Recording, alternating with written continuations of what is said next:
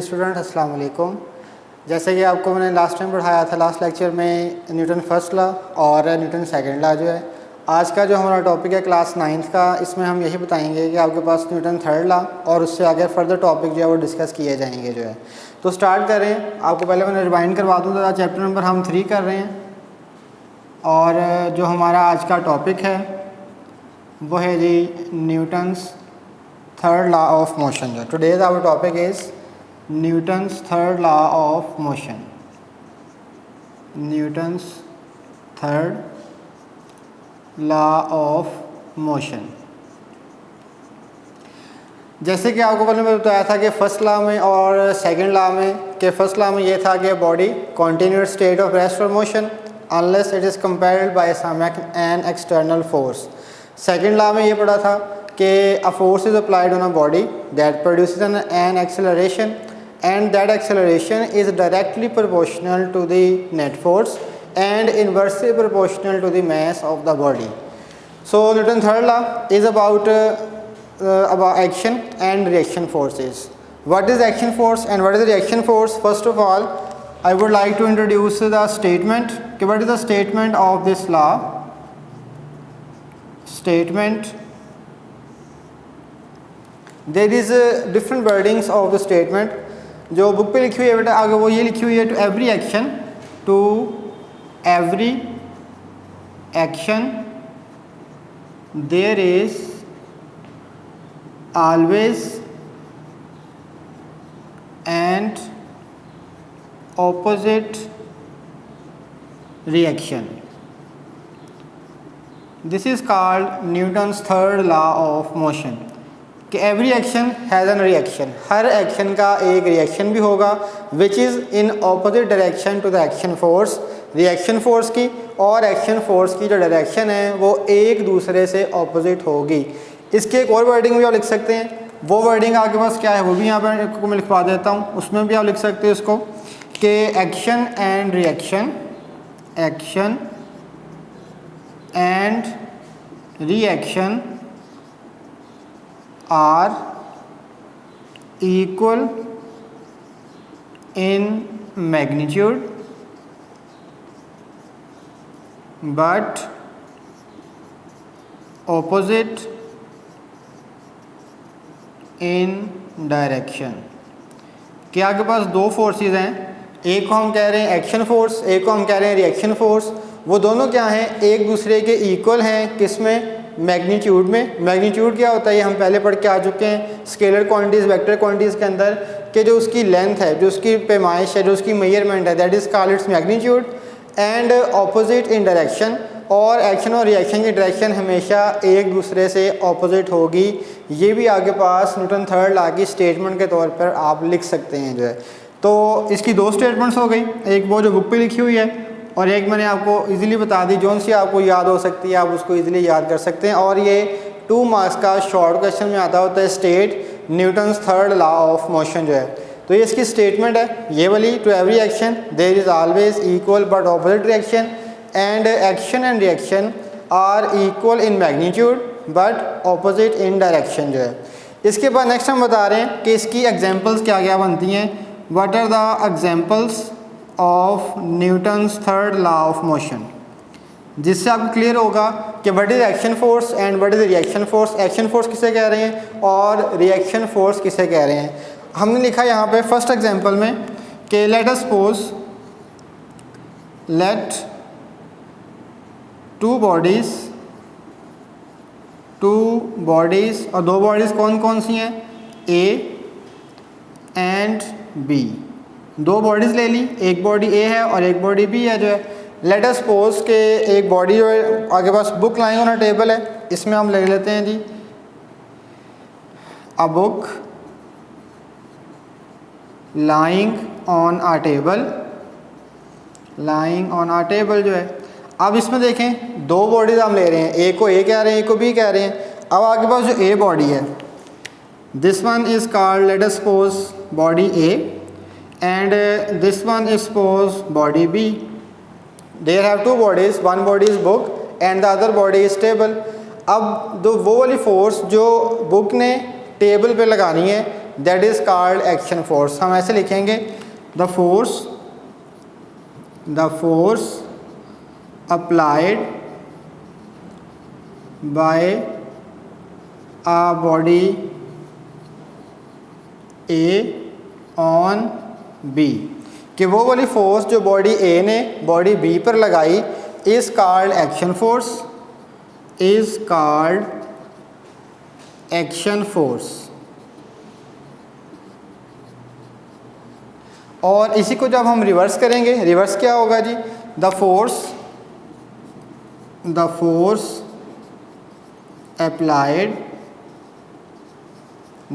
applied by a body B on A is called reaction force, is called reaction force। जी अब देखें यहाँ पे जो बुक ने टेबल पे फोर्स लगाई वो फोर्स एक्शन फोर्स थी, और जो टेबल ने बुक के ऊपर फोर्स लगाई that is called reaction force, and both forces are equal in magnitude but opposite in direction. जो है हम इसको ऐसे भी समझ सकते हैं कि ये जो आगे पास एक्शन फोर्स है इसकी डायरेक्शन अगर हम देखें तो वो किस तरफ को होगी, downward, its direction is downward. क्या बुक का जो वेट है वेट वर्टिकली डाउनवर्ड एक्ट कर रहा है। अब जो टेबल ने उसके ऊपर फोर्स लगानी है वो वर्टिकली क्या होगी, अपर डायरेक्शन में होगी। इट मीन्स कि इस डायरेक्शन इज वर्टिकली अपवर्ड। तो इससे हमें ये जाहिर हो गया कि दोनों की डायरेक्शन किस किस की, एक्शन फोर्स की और रिएक्शन फोर्स की। ये दो डेफिनेशंस हैं, action force and reaction force both have same magnitude same quantity but they have different direction. इनकी जो डायरेक्शन है वो आपके पास क्या है, डिफरेंट है जो है। इसके बाद एक और एग्जांपल देखते हैं, इसकी बहुत सारी एग्जांपल आप ले सकते हो। सिंपल सी आप ये भी एग्जांपल इसमें लिख सकते हैं, walk on a ground, walk on a ground या ऑन अर्थ। ठीक है, ज़मीन पे जब हम चलते हैं तो वो भी क्या है, इसे ये एग्जांपल है जो है। जो हम ज़मीन पे फोर्स लगा रहे हैं वो एक्शन फोर्स है, और ज़मीन हम पे फोर्स लगा रही है वो रिएक्शन फोर्स है। As a result we will walk on a ground. हम रिज़ल्ट क्या होता है, हम ज़मीन पे चल पाते हैं जो है।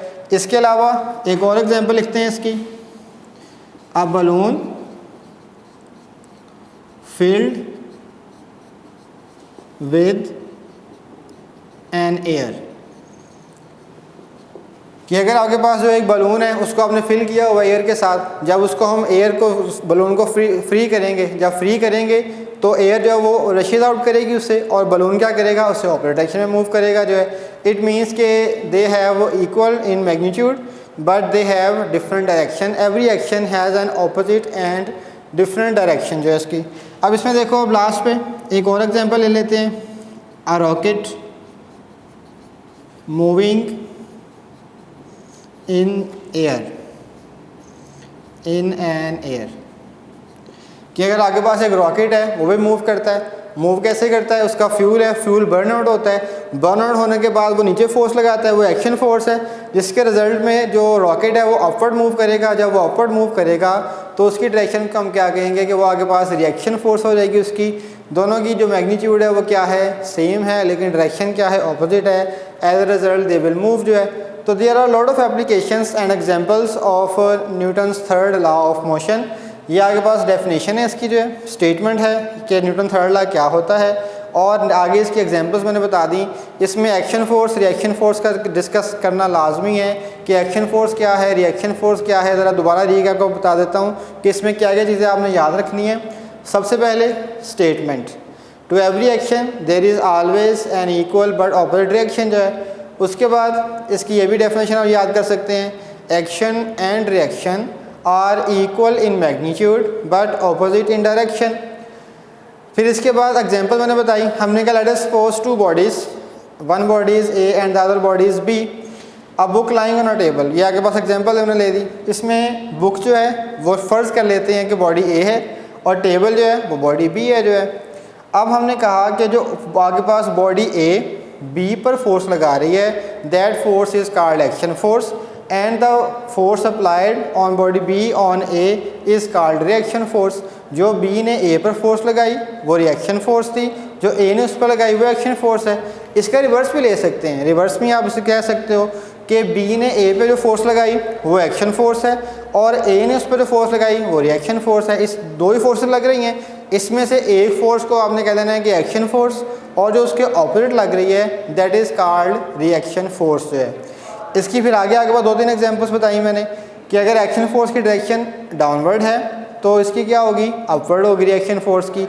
Both have opposite direction but have the same magnitude जो है। फिर आगे इसकी 3-4 एग्जांपल्स मैंने और बता दी। एक सिंपल सा वॉक ऑन अ ग्राउंड है, a balloon a field with air and a rocket moving in an air. ये सब के सब जो एप्लीकेशंस हैं वो इसी लॉ के मुताबिक काम करती हैं, वर्क करती हैं और इसी की एप्लीकेशंस भी हैं और इसी के साथ साथ एग्जांपल्स भी हैं जो है। इसके बाद नेक्स्ट चलते हैं। नेक्स्ट आगे बाद मेरा टॉपिक आ रहा है वो है about mass and weight. Mass क्या चीज़ होगी और सेकेंडली यह है कि व्हाट इज़ वेट, वेट हम किसे कहेंगे जो है। अच्छा, इसमें आपको एक और बात बता दूं कि इसमें अक्सर डिफरेंस में आगे पास क्वेश्चन पूछा जाता है, differentiate between mass and wait.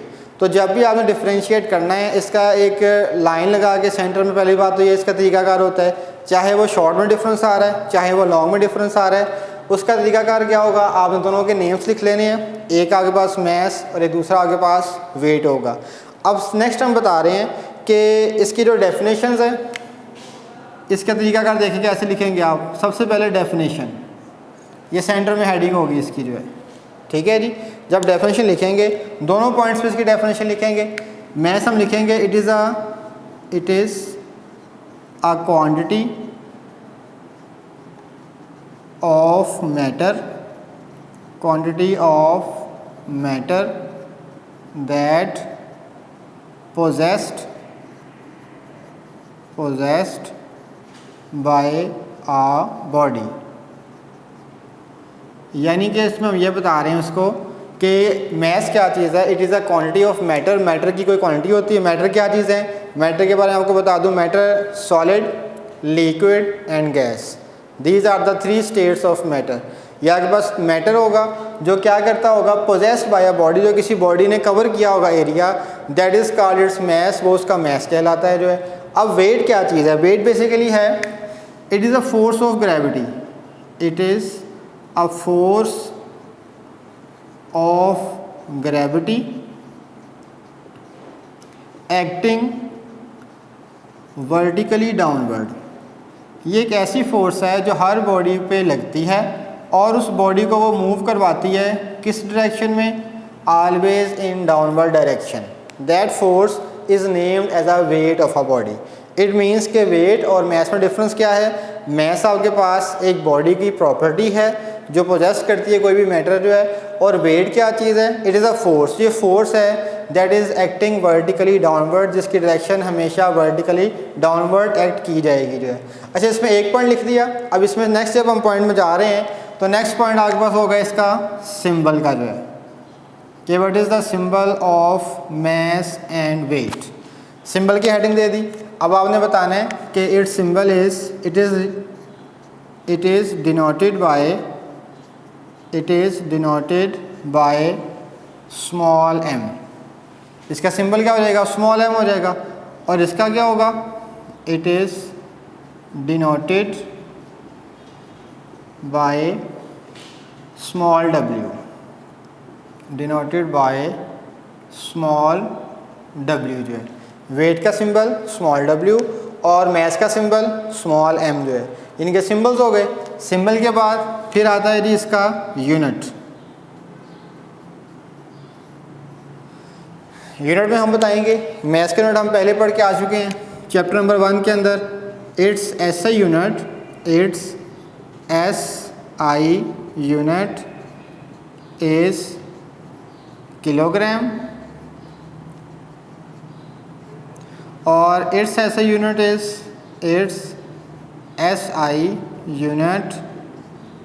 Is Newton.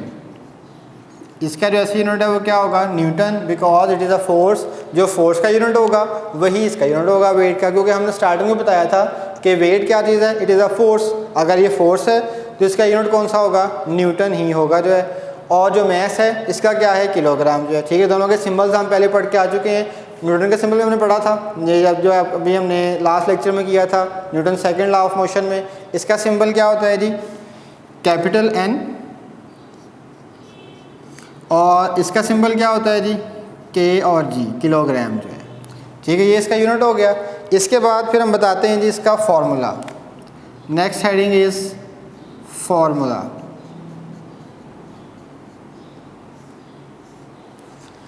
अच्छा, इसमें हम बता रहे हैं जी कि mass it has no general formula, it has no general formula, कि मैस का कोई अपना जनरल फार्मूला नहीं है। इसको हम कहीं से भी कैलकुलेट कर सकते हैं। इसके डिफरेंट फार्मूलाज आते हैं, कहीं से हम इसको जो है वो इजीली फाइंड कर लेते हैं, F = ma से फाइंड कर लेंगे। इसके डिफरेंट फार्मूलाज हैं। It has no general formula, इसका अपना कोई फार्मूला नहीं है। लेकिन वेट का अपना फार्मूला है, it has a formula, it has a formula. और इसका फार्मूला क्या है वो हम यहाँ पे लिख देते हैं।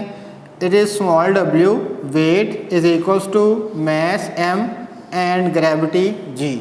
कि आपके पास क्या है, w = mg, m mass of a body, g gravitational acceleration and w is the weight। ये वेट का फार्मूला हो जाएगा। फार्मूला के बाद नेक्स्ट हम बता रहे हैं इसकी डिपेंडेंस। डिपेंडेंस कि आपके पास किस किस चीज़ों पर डिपेंड करता है, क्या इसकी वैल्यू वेरी करती है या नहीं करती है जो है। तो आप इसे ऐसे बताएंगे, it's value remains constant, it's values is remains constant, कि इसकी वैल्यू हमेशा क्या रहेगी, कांस्टेंट ही रहेगी, इसकी वैल्यू चेंज नहीं होगी।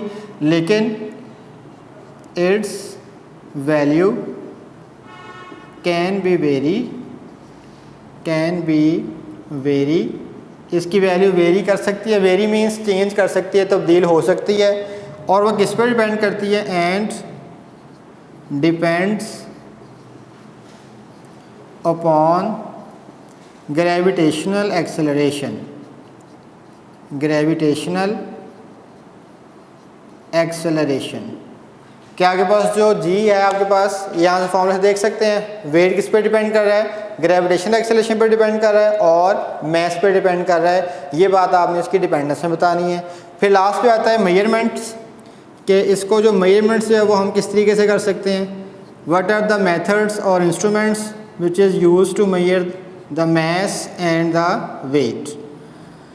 तो मेजरमेंट्स के लिए सिंपल सी बात, हम चैप्टर 1 में जो है मेजरिंग इंस्ट्रूमेंट्स पढ़ के आ चुके हैं। उन मेजरिंग इंस्ट्रूमेंट्स में बेटा हमें यह पढ़ा था कि अगर हमने मैस को फाइंड करना है, बीम बैलेंस इज़ यूज्ड, इसमें हम लिख देंगे कि किसी इंस्ट्रूमेंट को हम यूज़ करते हैं, बीम बैलेंस को यूज़ किया जाता है। और इसके लिए जो हम यूज़ करते हैं दैट इज़ स्प्रिंग बैलेंस। ठीक है, एक डिवाइस को हम किसके लिए यूज़ करते हैं, आपके पास स्प्रिंग बैलेंस के साथ वेट को मेजर किया जाता है, और बीम बैलेंस के साथ हम इसको मेजर करते हैं बाय मैस जो है। इसमें जो तरीका हम यूज़ करते हैं, the method which is used in beam balance, it is comparison method, comparison. और इसमें आपके पास जो है वो स्प्रिंग बैलेंस होता है, स्प्रिंग मेजरमेंट जो है, स्प्रिंग मेजर्स, स्प्रिंग के साथ उसको अटैच किया जाता है और अटैच करके हम उसको स्टडी करते हैं। इनके बारे में डिटेल से स्टडी हम चैप्टर 1 में करके आ चुके हैं कि what is beam balance and what is spring balance, क्या क्या होगा। तो ये आपके पास डिफरेंस है। इसमें आप देख सकते हैं प्रेजेंटेशन किस तरीके से होगी जो है। इसमें आपके पास डेफिनेशन आएगी सबसे पहले। जब भी आपने डिफरेंशिएट लिखना है तो सेंटर में क्या होगी, उसकी हेडिंग होगी, उसके बाद उसकी दोनों डेफिनेशंस आ गई, फिर सिंबल की हेडिंग देख रहे हैं आप सेंटर में, यूनिट की, फार्मूला की, डिपेंडेंस की, मेजरमेंट्स की। ये आपके पास इस तरीके से जो इसकी वैल्यूज़ होनी चाहिए जो है, और इसी तरीके से आपने इसको रिप्रेजेंट करना है। अगर आपको कोई भी शॉर्ट क्वेश्चन में आ जाता है ये, चाहे आपको ये लॉन्ग क्वेश्चन में आएगा। अच्छा, उसमें एक आपको थोड़ी सी कन्फ्यूजन हो रही होगी कि अक्सर बच्चे गलती क्या करते हैं, जब ये क्वेश्चन शॉर्ट क्वेश्चन में आता है तो आप लोग क्या करते हो कि इसमें आपने जो है सिंबल लिख दिया, यूनिट लिख दिया, फॉर्मूला लिख दिया और आपने कहा जी हमें 2 मार्क्स मिल जाएंगे। ऐसा नहीं होगा जो है। इसमें क्या किया जाता है, जब आपको शॉर्ट क्वेश्चन में आता है तो आप इसमें से सारे पॉइंट्स ना लिखें, कोई से 2 या 3 पॉइंट्स लिख लें, लेकिन वो जो 3 पॉइंट्स लिखने हैं उसमें से फर्स्ट पॉइंट कंपलसरी है। जो फर्स्ट पॉइंट है उसको आपने लाजमी लिखना है, और वो पॉइंट इसका क्या है, डेफिनेशन का। डेफिनेशन का पॉइंट चाहे शॉर्ट में आ रहा है चाहे लॉन्ग में आ रहा है, ये आपने लिखना ही लिखना है जो है। अगर ये लॉन्ग में आएगा तो सारे के सारे पॉइंट्स लिख दें, अगर शॉर्ट में आ रहा है तो फर्स्ट पॉइंट लाजमी है, इसके अलावा कोई से 2 पॉइंट्स और, यानी कि टोटल कितने पॉइंट्स हो गए, 3 पॉइंट्स हो गए। First point is compulsory and symbol, unit, formula, dependence, measurements, इनमें से कोई से भी आप 2 पॉइंट्स साथ में ऐड कर दें। टोटल 3 पॉइंट्स शॉर्ट के लिए, और अगर लॉन्ग क्वेश्चन है उसके लिए पूरे का पूरा आगे पास क्वेश्चन साथ ही हो जाएगा जो है। ठीक है जी, ये आगे पास क्लियर होगी इतनी बात। इसमें आपने बताना है डेफिनेशन, दोबारा आपको बता दूं मैथ्स और वेट की क्या उसमें फ़र्क है जो है। मैथ्स में बेटा जी हमने ये पढ़ा कि it is a quantity of matter, ये मैटर की क्वांटिटी है, that is possessed by a body, जो कोई भी बॉडी क्या करती है, पोजेस करती है, हासिल करती है, दैट इज़ कॉल्ड मैस, वो मैस कहलाती है जो है। और वेट क्या चीज़ है, इट इज़ अ फोर्स, ये फोर्स है, और किस तरह की फोर्स है, ग्रेविटी की फोर्स है, जो बॉडी को अट्रैक्ट करती है वर्टिकली डाउनवर्ड, नीचे की तरफ जो है। इस फोर्स को हम क्या कहते हैं, वेट। उसके बाद हमने बताया इसका सिंबल, मैथ्स का सिंबल हम चैप्टर 1 में पढ़ के आ चुके हैं, यहाँ पे दोबारा रिवाइज करवाया जा रहा है। It is denoted by small m, small m जो क्या है इसका सिंबल है, और स्मॉल डब्ल्यू it is a symbol of weight, ये वेट का सिंबल हो जाएगा। ऐसा यूनिट ऑफ किलोग्राम, मैथ्स का यूनिट क्या है, किलोग्राम है जो है, और वेट का यूनिट क्या है आपके पास, न्यूटन जो है, सिंपल। न्यूटन क्यों हुआ ये भी मैंने आपको बताया था, because it is a force, क्योंकि ये फोर्स है। अगर फोर्स का यूनिट न्यूटन है तो वेट का यूनिट भी क्या होगा, न्यूटन के इक्वल ही होगा जो है।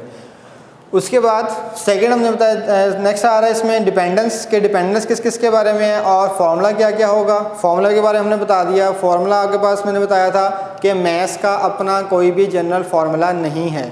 मैथ्स के लिए हमें क्या करना पड़ेगा, किसी भी फार्मूला से हम फाइंड कर सकते हैं, यहाँ से भी मैथ्स फाइंड किया जा सकता है, F=ma, वहाँ से भी मैथ्स फाइंड कर सकते हैं जो है। मैथ्स के कोई अपना फार्मूला नहीं है कि जिससे हम इसी से फाइंड करें। मैथ्स के डिफरेंट फार्मूलाज हैं, जहाँ से हमें रिक्वायरमेंट होती है वहाँ से हम मैथ्स को कैलकुलेट कर लेते हैं।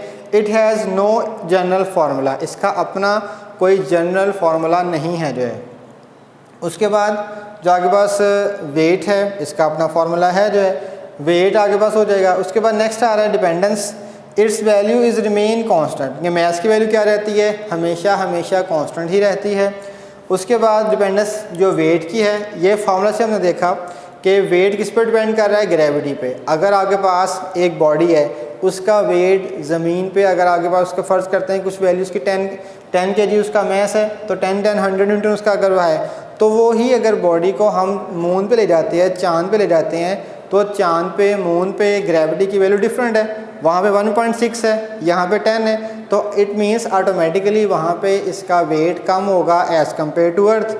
Y, because there is a different value of G, moon पे डिफरेंट वैल्यू है, अर्थ पे डिफरेंट वैल्यू है, और ये वैल्यू वेरी करती है as we go up from the surface of अर्थ।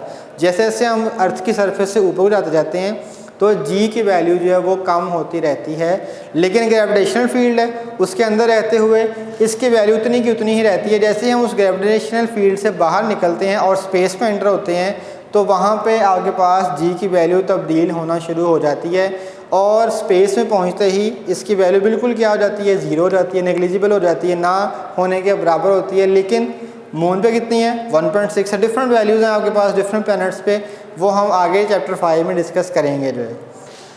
फिर मैंने बताया जी लास्ट पे कि मेजरमेंट्स की क्या क्या हैं, इसको मेजरमेंट किसके साथ कर सकते हैं और इसकी मेजरमेंट किसके साथ हो सकती है। हमने बताया कि अगर मैच को मेजर करना है उसके लिए हमें बीम बैलेंस का इस्तेमाल करना पड़ता है। और बीम बैलेंस क्या चीज़ है, ये हमने पढ़ा था चैप्टर नंबर 1 के अंदर, जब हमने मेजरिंग इंस्ट्रूमेंट्स पढ़े थे। मीटर रूल था, स्प्रिंग बैलेंस था, इलेक्ट्रॉनिक बैलेंस था, लीवर बैलेंस था, फिजिकल बैलेंस था, ये सारे के सारे बैलेंसेस हमने वहाँ पे पढ़े हुए हैं। उनमें से एक बैलेंस को यहाँ पे यूज़ कर रहे हैं, उसका नेम क्या है, बीम बैलेंस। और बीम बैलेंस को यूज़ कैसे किया जाता था, ये आपके पास जैसे जस्ट लाइक एक तराजू, जैसे तराजू होता है, उसमें एक साइड पे 2 पेन्स होते हैं, 1 पेन एंड अनदर पेन। एक पेन पे हम क्या रखते हैं, नाउन मैस को प्लेस करते हैं, नाउन वेट को क्या करते हैं, प्लेस करते हैं, जिसका वज़न हमें पता होता है कि वो 1 kg है, 2 kg है, 3 kg है। और दूसरे पे हम क्या करते हैं, जिसका वज़न हमने फाइंड करना होता है उसको वहाँ पे प्लेस किया जाता है। दोनों को बराबर करेंगे, कंपेयर करेंगे, कंपैरिजन करेंगे, तो उसके ज़रिए हम उस बॉडी का मैस कैलकुलेट कर सकते हैं। और उस इंस्ट्रूमेंट का नेम क्या है, बीम बैलेंस जो है। स्प्रिंग बैलेंस क्या है, it is just like this, इस तरह का होता है। इसमें जो है, इसमें यहाँ पे स्प्रिंग लगा होगा, नीचे हम क्या करते हैं, एक हुक सा लगा होता है, हुक के साथ मैस को अटैच करते हैं और उसको इस तरह सस्पेंड करते हैं। जब सस्पेंड करें तो वहाँ पे नीडल लगी होती है, वहाँ पे नीडल क्या करती है, मूव करती है और स्केल बना होता है, वहाँ पे रीडिंग को हम नोट डाउन कर लेते हैं कि इस बॉडी का जो वेट है वो कितना है। आप अक्सर देखेंगे ये जो सब्ज़ी वाले, फ्रूट वाले होते हैं, अक्सर उनके पास इस तरह का मेजरमेंट होती है, वो इसको क्या करते हैं, हैंग करते हैं हुक को जो है, और वहाँ से अटैच करते हैं और स्प्रिंग बैलेंस को इजीली मेजर कर लेते हैं जो है। इसके बाद इसमें आप एक और एडिशन कर सकते हैं लास्ट पे, वो है जी इसकी क्वांटिटी की, कि इसकी क्वांटिटी जो है वो क्या है जो है। ये एडिशनल पॉइंट है, इसको आप अगर लिख दें तो ठीक है, आसान पॉइंट है, मुश्किल नहीं है, सिंपल सा। आप इसमें इतना बता दें जैसे कि आपको पता चल रहा है, it is a scalar quantity.